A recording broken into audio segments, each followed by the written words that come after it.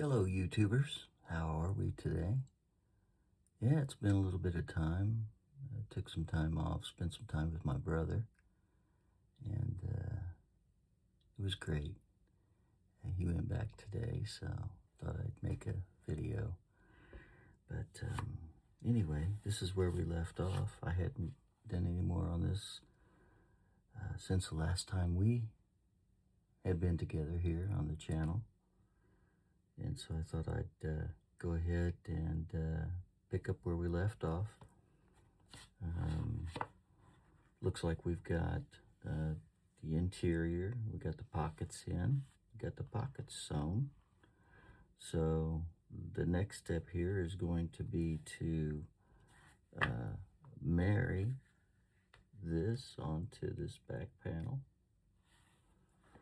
And so the way we're going to do this is we're going to start here and fold this together, kind of like this. Kind of level up our edges a little bit, make sure it's looking pretty good. Now what we want to do is we want to find out where this first pocket hits right here. We want to make a little mark just below that with our pen. You can use pencil, but I like to use pen, it shows a little better. And then we'll want to make one right about this stitch line on the inside of that outer pocket, okay, which will be the bill pocket, and that's where we're going to glue it. Okay, so we'll glue here to here, and then we're going to, on this piece, we're going to glue from here all the way around to there. So that'll be from here all the way around to here. So you can just kind of, when you're putting the glue on, you can kind of look at this edge here, right here, and kind of see where you're at, and then just kind of start there and then work your way down and kind of tip it up here and see that. If you're not real sure, you could always make a little mark there and a little mark there if you wanted to. It's doubtful that you would see it once the glue's in there, so you just want to make a tiny mark so that you don't see it, okay? So let's get our spare pieces of paper so that we don't mess up our board. So let me do that real quick. That's why I always recommend that anytime you print something and it doesn't print right, just put it in a little file folder that says, scrap paper or, something like that. And that way you can just reach up here and grab a piece of paper, a spare sheet of paper that you don't need anymore. And just get a piece of paper here.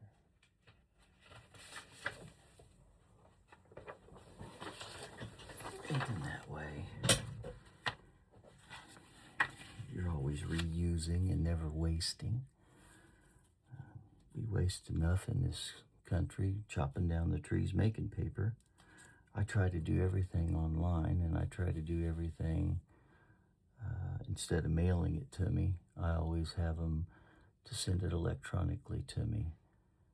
That way I'm not using paper. But in the cases that I have to use paper, a lot of times instead of throwing away a lot of my paper, I'll just put it up in a little file folder if I'm not going to use it, and then use it for things like this, like a little glue cover.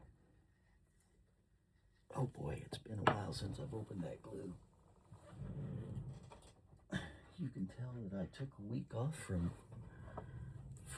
gluing because I couldn't get that open. That's why I keep one of these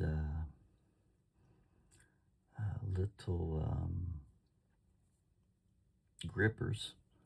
I just take one of the kitchen grippers and just cut it in half, and then I can use use that for my glues. And then I have 2 halves. And I'll put them over here so I know where they're at. And very handy. So, you know, little stuff like that you can do when you're trying to save some money, save some resources. The more we can save our earth, the better off we are.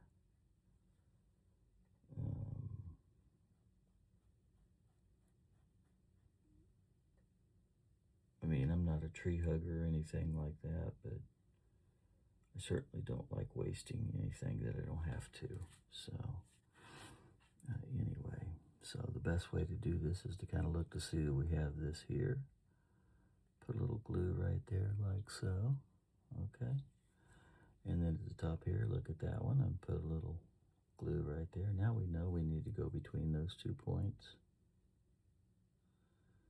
and put us a little layer of glue. Adhesive, contact cement, what have you. I'm using contact cement. I like using contact cement because it's a good firm hold, and it's going to hold no matter what, you know. And it dries. It does have a little bit of a smell to it, but you can get some that doesn't. But you know, so. And then always put the lid on your glue when you're done.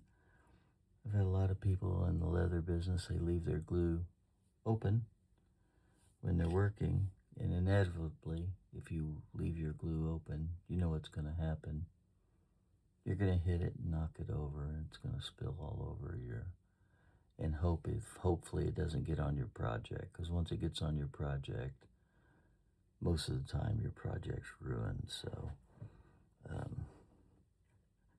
So you always want to try to protect your project, because that could be money or time or both. Or if your customer, especially if you're doing this kind of as part-time or doing it for money or a living, you know, you've promised somebody a certain amount of time that you would get it done in. And if you ruin a project, most of the way through the project and have to start all over, sometimes you can miss those deadlines and it just throws everything behind, especially if you're a one-man shop. But anyway, and check to see how tacky that is. This feels pretty good. So let's go ahead and first of all find my little napkin here. Whoops. Sorry about that. Find my little napkin here. And I'll wipe my hands on. Try to keep that right there where I need it. But anyway, so the best way to do this is that since we know that usually our top is going to be the one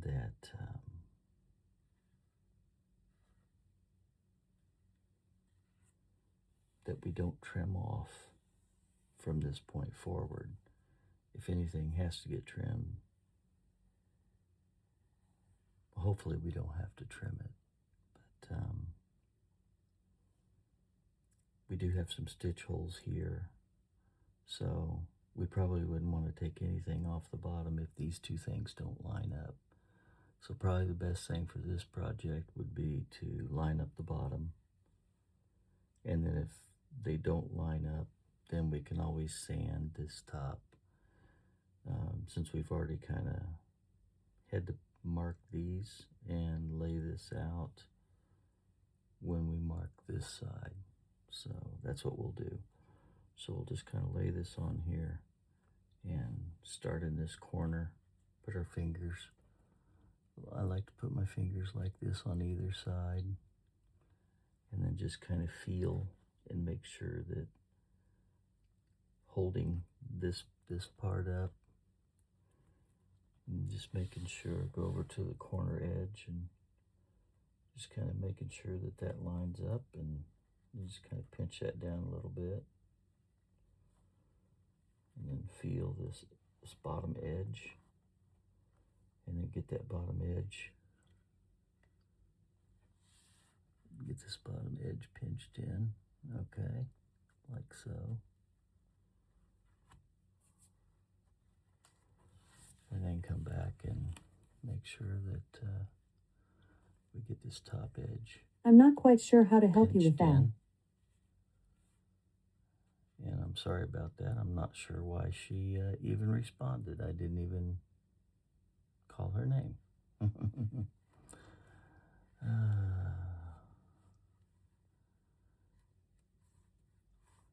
I think sometimes our AIs get jealous. They think we're trying to talk to them and we're not. Anyway, so we'll just marry that on around. We can see here that we need to kind of shape that a little bit. We will after this dries a little bit. So we'll give this a good little mashing. We could hammer that, but since I have these little clamps, a hand clamper, masher, whatever you want to call it, it's nice because you can just kind of take it and squeeze it a little bit without making big marks or mars on the leather, but you're squeezing it together. Some guys like to take, for a while there, I had a mentor, or a couple mentors, that used to take these clips and put the clips on them, and there would be little clips that would just clip on here. But sometimes with those clips, it would leave little indentations or marks. Generally, you try to only clip about what you would stitch at your stitch line, so that if it did leave a little mark, that once you marked your stitch line, the stitch line would cover it up. But it wouldn't always exactly work out that way. So I like to use the little clamps. Seems to work a little better, and it does clamp it down. Does get it good, and does get that bonded in there. So now we just got to kind of wait for this to dry a little bit, and then what we'll do is we'll go ahead and we'll sand this. Whatever piece needs sand. It looks like this corner here is going to need some sanding because we didn't get this corner cut as good as this corner here. So we'll want these two corners to go together. So let's go ahead and do that. So I'll get us some 120 sandpaper grit. Instead of doing it over the trash can, I'm going to do it up here on the tabletop so you folks can see what's going on. And instead of, I would normally use my Dremel, which would be a lot faster. But back in the day, I used to do it all by hand. So I get my little block of wood and put my sandpaper around it. And you just put your sandpaper like this. Flat, and just put your wood on there and just kind of pinch it around there, and you get your little sanding block to use. And so what we want to do is we just want to kind of give this a little sand, just kind of shape it a little bit, just kind of shape that corner in there. Kind of knock off that high spot.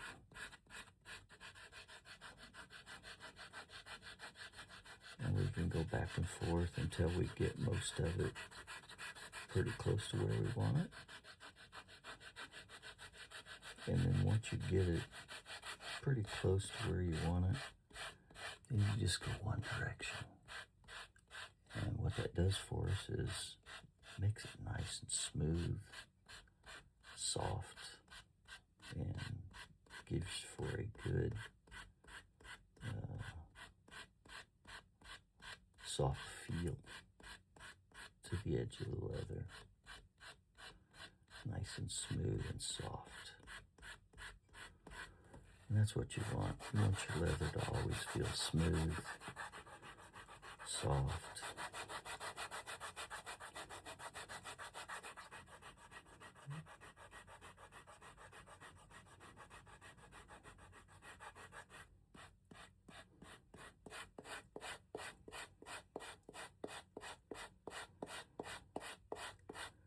And it also looks good that way. So just kind of give that a good sanding. Yeah, and by the way, I've got a new tripod. Got this thing on TikTok. It was a pretty good price. I think I picked it up for, including shipping, $25. It has lights, and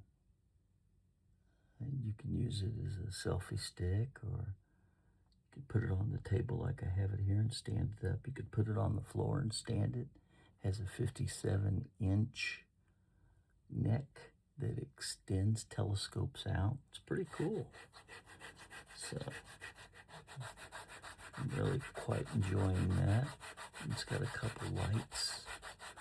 So if it seems like your video is a little dull, which this video looks okay, but if it were to be dull, well, I'll just go ahead and turn on one of these lights here real quick. Sorry for the little wiggle there, but let's just turn this light on. There you go. How's that look? Does that look any better?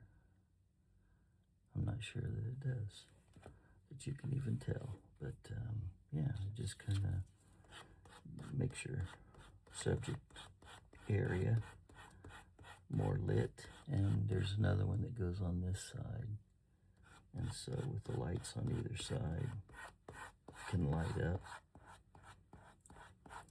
Has a little remote control, which is kind of cool. And you can start, stop, pause your video, remote control. So that you don't have to reach under if you've got your video pointed down like this and you're trying to look up in there and poke your start button. You can just use this thing and remotely and start your video. It hooks up to your phone, so it's pretty neat. I really wanted to buy the one that does self-tracking, so it tracks your face or your body or whatever it is. And I mainly bought it because I have one of my little puppies on TikTok. I made a TikTok page for my puppies. So I've got them on TikTok, and I was going to use that to do some filming of them and then allow that to that AI to follow them wherever they go. And that way when I make a video, I don't have to keep moving it around. The AI can move the camera around like this, and I can just put it stationary and then just turn on the video on and off when I can see those special moments that I want to share with people on TikTok. So it makes it really handy. But for some reason they sent me a different one, or they sent me the wrong one. You know how it is, they're showing you one thing and then you go to sign up and you sign up for something different, or they send you something different, or whatever it is. But this has 30 days free return, so I wrote to them already and said, hey, the lady on the video said that it would do facial tracking, which my iPhone has that capability, so, which that's where you get that from. But it does work in conjunction with the base, so that the base will turn like this, which is pretty cool. So hopefully they'll swap that out and I'll get the one that I wanted. And I thought they were both about the same price, but as I get to looking at it again last night, they were different, about 20 bucks in price. But when you use your discounts, they were only about $5 difference in price, $5 to $10 in price. So for the extra 10 bucks, I'd rather have the facial recognition anyway. So a lot of times if a company messes up like that, and even though if I get something lesser and they charge me a little less of a price, which they did, sometimes I'll just go ahead and keep it and just figure, you know what, this is good enough, I'll keep it. You know, I'm not too worried about it, but this particular case, I really want the facial recognition, so I'll probably be sending that one back. I don't send a lot of stuff back, but I hate sending stuff back. Plus, you got to pay for shipping, so it's like, what do you really gain, you know?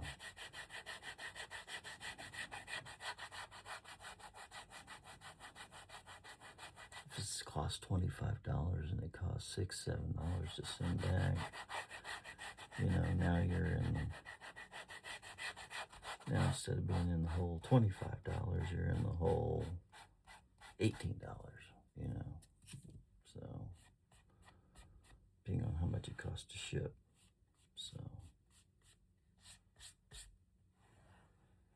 and you think yourself, well, for $18 would be just worth keeping. And just go ahead and buying the next one, or is it worth sending it back if you don't think you'd ever use it? So it's one of those deals. Could you use a secondary spare that doesn't do that? Just buy the one you want. Make sure you do get it. Or do you just send it back and pay for the shipping? Which I hate that. I think if they make a mistake, they should pay for the shipping, but, you know.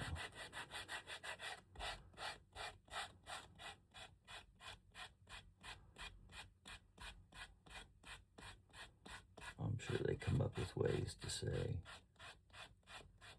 well, you know, we gave you this particular opportunity and that particular opportunity, and, you know, even though you can say, well, I didn't know I had the opportunity to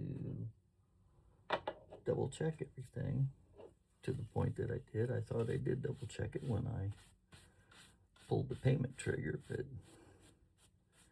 apparently I still got the wrong stuff. So, and these days on TikTok, you really got to be careful and make sure you get stuff that's legit, because some people out there are selling, they're taking other people's videos and they're selling something that's not theirs and not legit, and you're sending your money to a hole that you never get anything from. So that's the other thing, you gotta really be careful on who you buy what from on TikTok. It's a whole thing. It's really a shame these days that there's so many people that are running around making it their whole life to rip other people off a few bucks. But I guess if they rip off 1 million people a few bucks, I guess they make a few $1 million. So I guess that's how they look at it, but it's really a shame.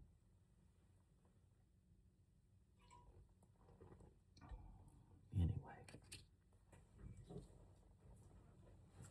Okay, so let's clean our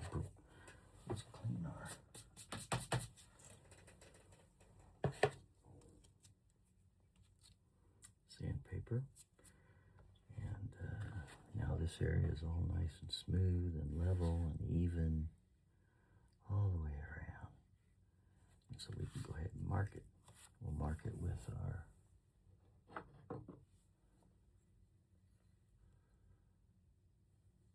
fancy dancy C.S. Osborne.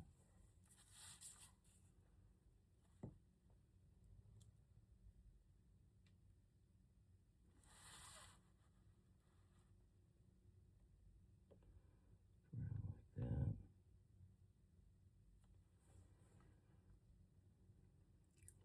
Just like that. So there we go. Now we've got our stitch line marked.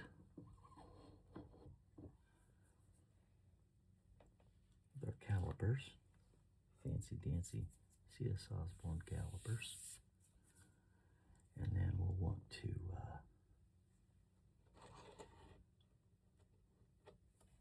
use our diamond chisels to go ahead and mark. Used to hand mark these by hand, but now I've got a lot of problems with osteoarthritis. So I just take my little maul and just kind of give it a little tap. So hopefully that doesn't make a lot of noise for you. Just give it a little tap. Yeah. And then I'll go back and off camera I'll go and pound this out. But normally you would take these and, mark it by hand like so, something like that. But, it really puts a lot of stress on your fingers, or mine, at least mine. Back in the day, though, when I was a little, 10 years ago when I was a little younger, didn't too much worry about that. I was able to get that in there, no problem.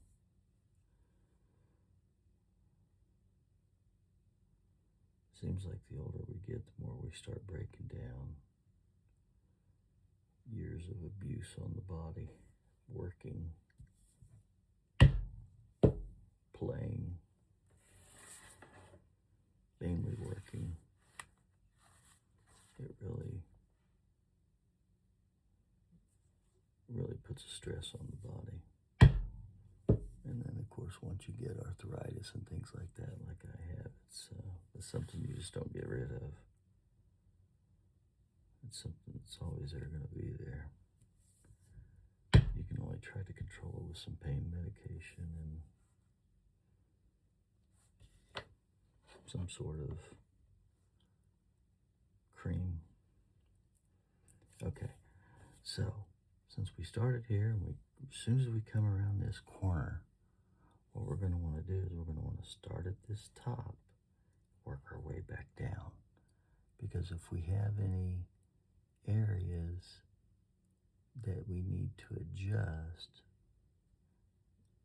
then we want to do it right in this area. Because they say right in this area, which is on the wallet, it's the lower left-hand side of your wallet. For some reason, the lower left-hand side of your wallet is a place where if your holes don't perfectly line up and you got to make a short hole or a long hole, that's the place to do it, because that's the way your eyes follow. Generally, it doesn't look there too often and not long enough to see that there's an issue. It basically looks perfect to them at that point.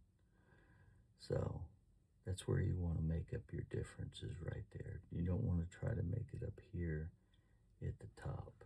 So when we mark our holes, we mark our holes or punch our holes from here, stop there, and then we want to come back up to the top. And of course, make sure that when we're punching these holes, we want to make sure that, again, that this tong is off of this, and that this tong is as close to the center as we can get it without being over the top of this trailing piece of leather, because we don't want to have the trailing piece of leather split, because when we stitch it, it'll flare and it could tear, and when you use your wallet and you put pressure on it, it could rip if it had enough pressure put on it. But if you keep your tong to the forward piece of leather or the trailing area, then you're usually not putting pressure there. You're normally on these pockets, you're putting pressure on the tops of the pockets. When you put a card in there, when you open it up like this is the pressure points, not down here. So you always want to make sure that when you're doing that, you want to make sure that that's how you're punching that out. That you're not putting, that this first tong is off of the leather, and that this tong is not going over the forward piece of the second pocket. So, like such. So, this hole, it's going to be close, because you can see that the third hole is going to be close to that edge. You want to keep it on your first piece of leather, not your second. Your second, you want to have a good distance, and then the hole. And then that makes this piece real sturdy up in these top areas of your pocket. That way when you're pulling on them or, opening them up like this, like this with your cards, it's putting pressure on the stitch and not the leather, and it's not going to tear the leather anytime soon. So that's always a good practice to use. So always remember that. And then, so want to start there, get our start there, and work our way down, looking at everything, making sure this is 90 degrees, perfect, giving a little pop. And then when we go to finally put the holes in it, we'll want to make sure this is perfectly 90 degrees this way and this way when we punch it. That way we're punching straight down. And then, again, if we had to make up, we would want to make up down here.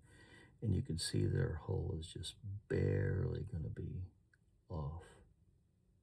Barely. If we put this tong in this hole. So if we put this tong in this hole, you can see that we're barely off of this hole right here. Okay. So what we want to do is we want to kind of move this back a little bit so it's not exactly in the hole, but it's, and then this one is not exactly in the hole, but it's close. And in that way, when you pop them down, the tongs are so fat that they will spread and fill in the hole, and it'll make it look like that you don't have a long or a short hole there. And so it'll look like it was made for it. Like, you don't have a chance of the holes not lining up when they didn't, but it looks like you make it look like they did. So those are some little tricks that you can use to see. And even though it didn't line up there and it didn't line up here, you can see that we just kind of moved it down a little bit. And then when we pop our holes in, the final time, it'll look really good. It'll look as good as, any of that stitching. It'll look complete, one piece, uniform.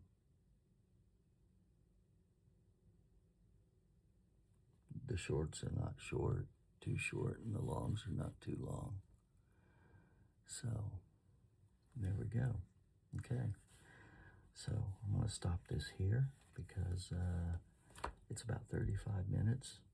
And since you've seen me stitch and hammer on these wallets countless times, we're going to stop this video right here. And then when we come back, we'll have already punched these holes and stitched this. And then we'll be ready to glue and stitch this side. So, and then we'll pretty much be ready to final sand the edges of this wallet and kind of make sure that it's all doctored up. Okay. So please like, share, subscribe to this channel if you would like to see more content like this. It does help the YouTube algorithms to let me know and to bring this content to you and to others. So please give me a thumbs up if you like this video. If there's anything else you'd like to see, give me a comment in the comments below. I always read those. I read every comment, and I usually respond to them if it needs responding to, or I'll give it a heart or a thumbs up or something, letting you know that I did read it. So I read each and every one of them, and it's important to me. So definitely give me a shot, and we appreciate you guys, and we hope you have a wonderful rest of your day, and you take care of yourself.